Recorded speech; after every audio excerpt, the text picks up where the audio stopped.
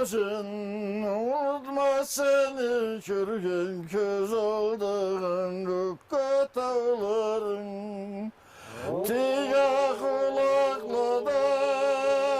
Jaylığı çatladan Ağadılı şurka suların Tan sıklıp gelip Bağrını da bilip Soğanı çekip talandım Bize tavlı yaşla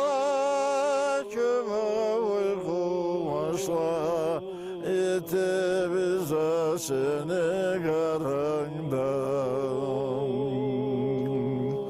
Koban boynunda Çaykalat narat çekettin Birine körsen Birinde mehun otup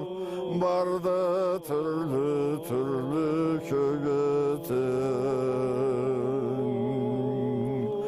Kol bula salgança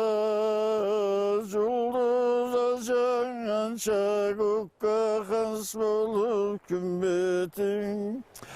Gün tületimegen Javsa su imegen Bardan hızınıza çegetin Kanatlılar jırlay Kuvanıva tınlay çegetin Bunu tevresim Kirsiz handan solup Sallarım cengel bolup Miftavlarına hürlesem Har kulak başında Kömköge küllerin küzgü burnuna kırırgım Kara suların tatlı şöğütlerin Darman urnuna carargım